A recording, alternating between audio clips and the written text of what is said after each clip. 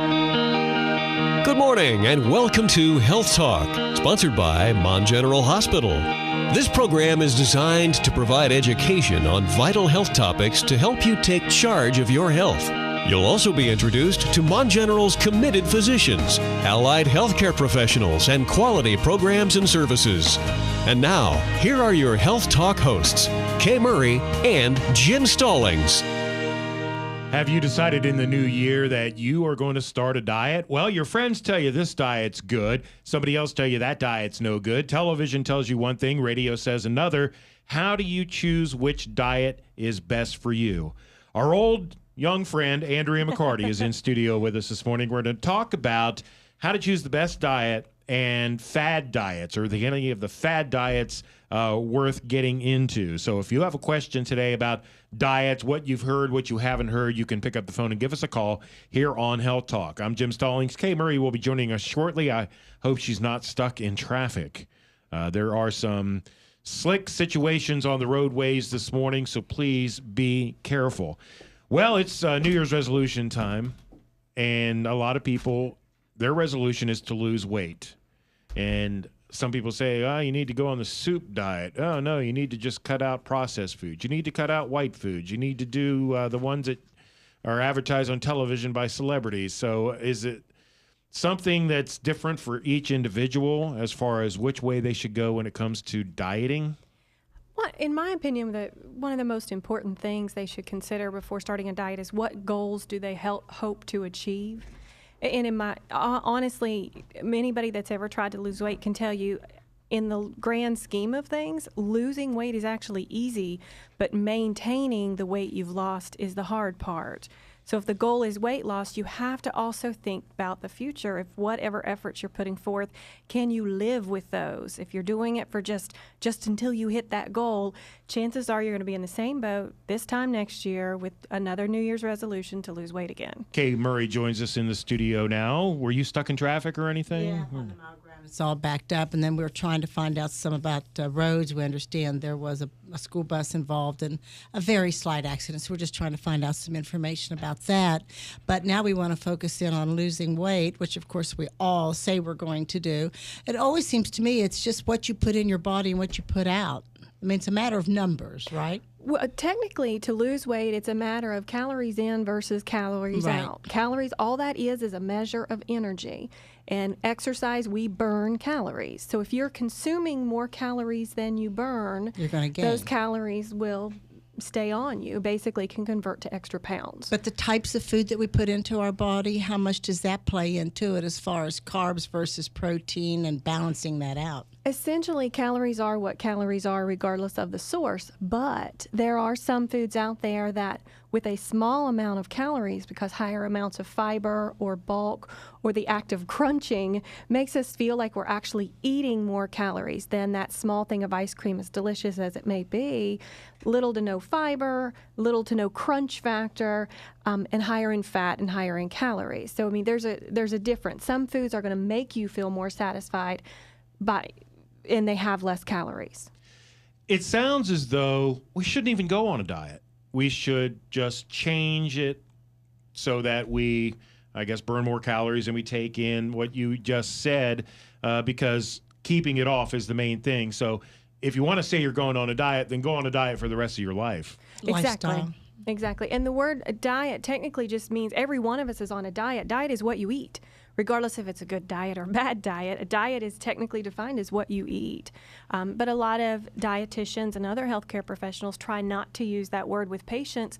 What is the first three letters of the word diet are die. And most of us see diet as a negative term. So should we start saying weight loss this morning? Weight loss, we often use the term meal plan, actually. What meal plan are you on? Yeah. Smaller portions. I think we're a country that supersizes everything. Exactly. You know, and I tell Kay this every now and then that, going through the drive-through one time, give me a small drink. Well, I'm sorry, sir, we don't have small. That's okay, right. What's the smallest size you have? Medium.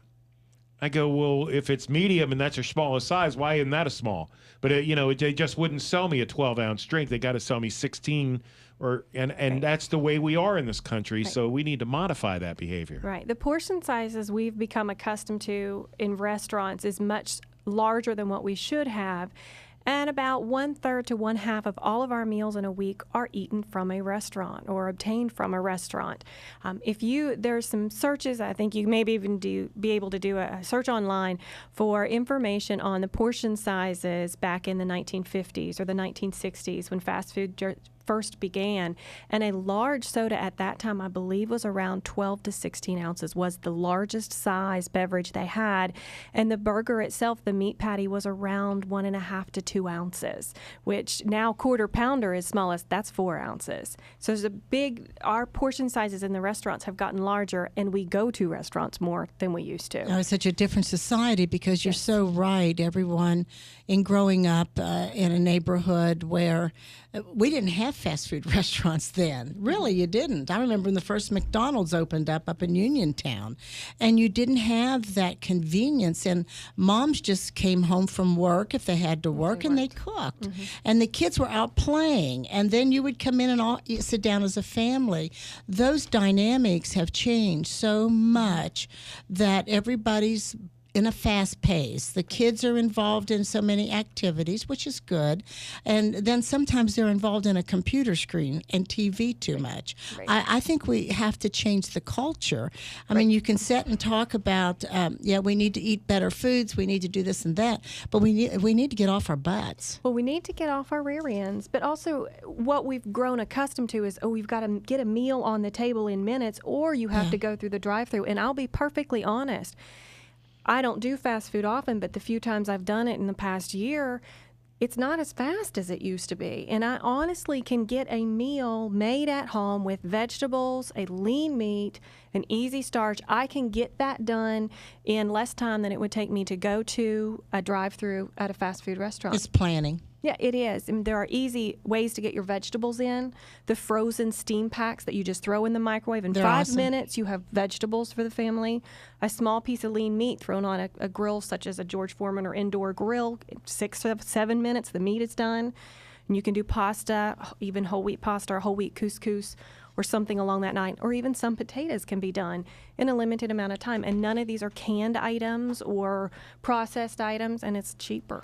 Well, it's about choices, too. I think you can go through a drive-thru and get some healthy choices. You really can. But I've heard several times, and I'm sure you have, hey, I ask, how did you lose the weight? You look great. I just stopped drinking soda.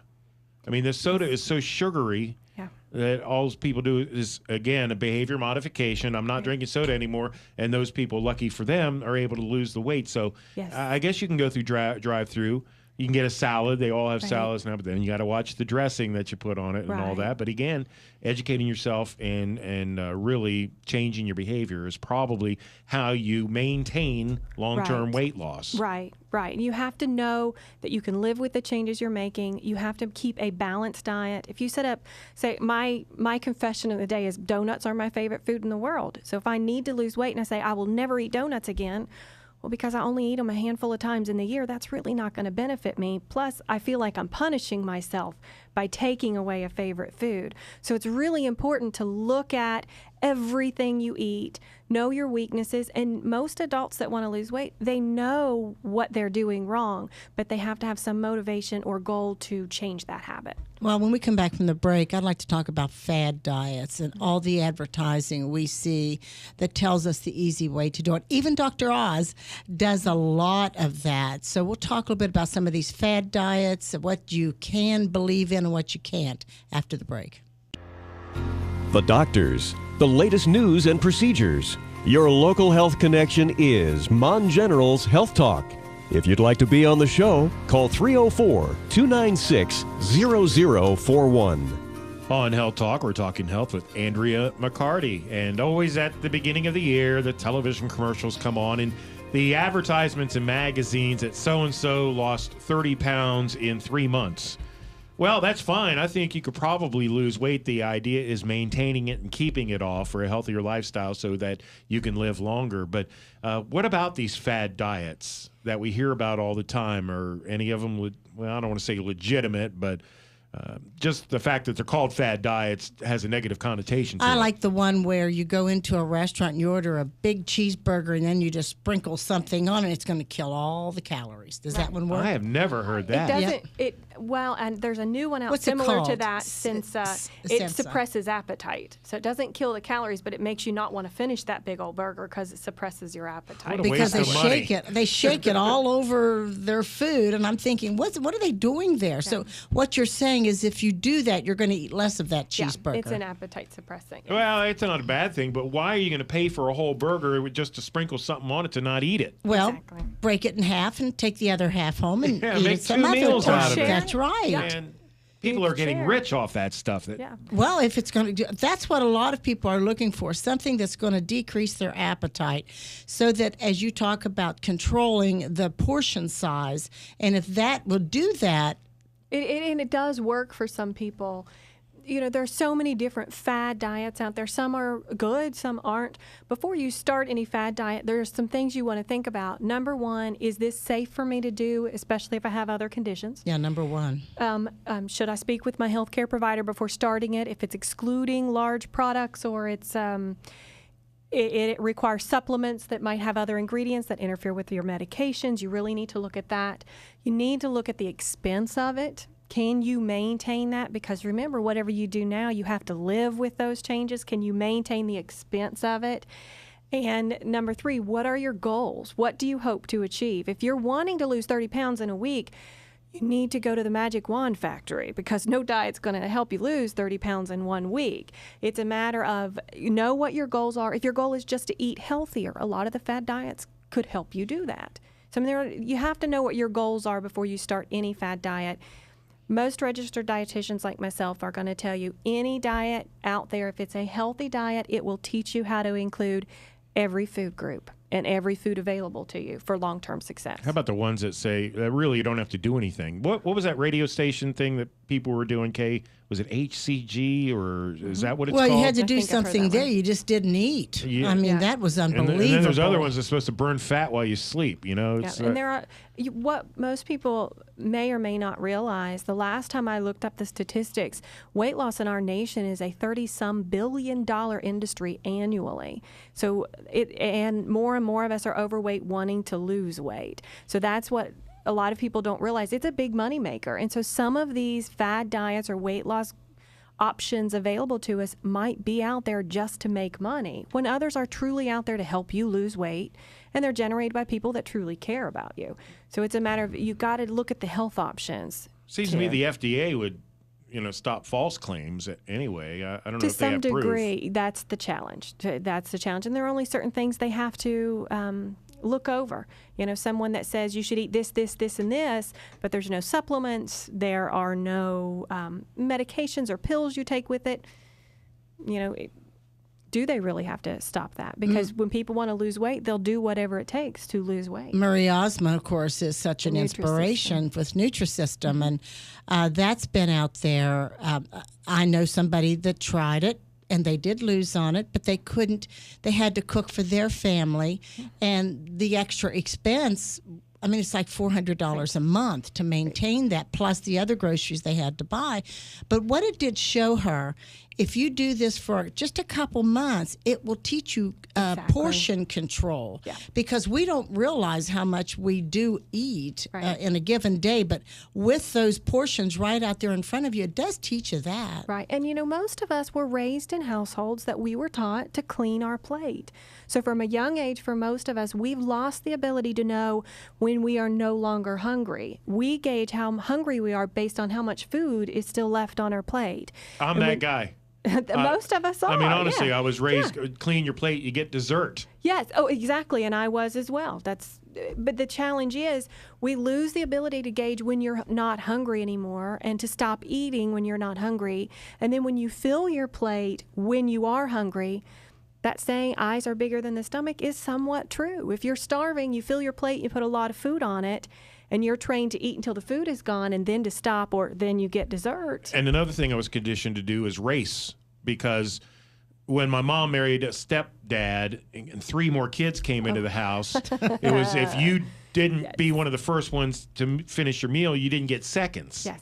And so I'm like, I eat too fast. Well, there's a theory. Yeah, and that very well, that whole idea of eating fast, or some people raised in large families, they're used to eating fast or filling their plate really with a lot of food for fear that there wouldn't be any food left by the time everyone else filled their plate. So you have to think back to what you were accustomed to growing up, because whether you realize it or not, we continue those habits as adults. Yeah, I will take the last slice of pizza, folks. I'll tell you that right now. But some of these diets can cause us more problems than being overweight. I mean, you really need to know what you're doing and consult a physician or somebody that knows a little bit about these programs before you go head over and stop everything. Right. The Atkins diet, that was very, very popular, and people lost on this, but they cut out all carbs and they just lived on protein more or less. Right. And a lot of the long-term research we saw from Atkins, it was very difficult to maintain the loss because it was difficult to maintain that lifestyle change. And a lot, but not all, a lot of people that followed it didn't follow it as it was written, which encouraged leaner meats and healthier fats, when a lot of people did the unhealthy fats and the higher fat meat, and then we saw problems with elevated cholesterol levels. And some people actually did report problems with their kidneys because the kidneys aren't made to handle such a high amount of protein in a day. So it's something you've got to think about. How long can you stay on that diet? Can you live like that? Or as you mentioned, the person will your family follow that? Or are you going to have to do 2 separate meals? You have to factor all of that in the beginning. Should we eat perhaps 5 little meals a day, or breakfast, lunch, and dinner? That's a really good question, and I am asked that regularly. In all honesty, if you eat 3 square meals a day, and they're not more than 5 hours apart, it should be okay. You don't want to go longer than 5 hours of awake time without eating anything. So for example, a lot of us, lunch might be around 12:30, dinner's not until 6:30. Ideally, we should get an afternoon snack. I hesitate to recommend to everyone 5 or 6 small meals a day, because think about your daily habits. If I recommended that to you and you don't do that now, it's going to be too hard to start it.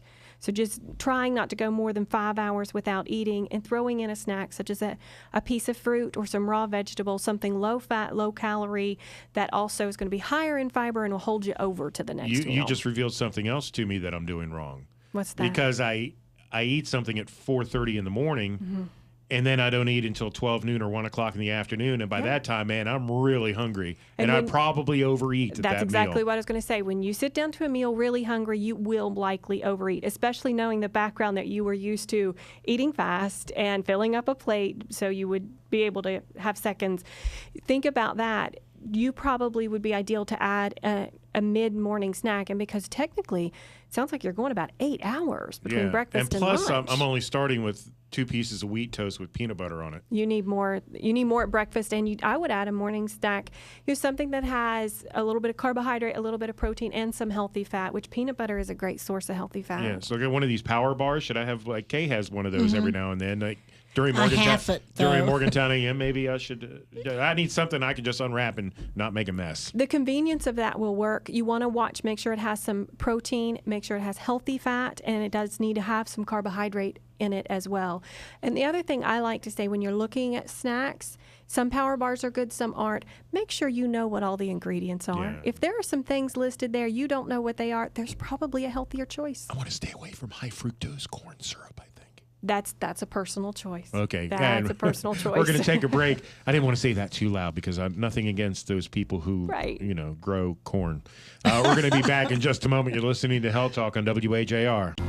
This is Mon General's Health Talk, providing the information you need to take charge of your health. Thank you, Mr. Announcer Guy. We're almost out of time. And registered dietitian Andrea McCarty. Now, what's the phone number if we want to talk to ask more questions? We're at the Diabetes Learning Center at Mon General at 304-598-0763. Health Talk brought to you by Mon General on WAJR.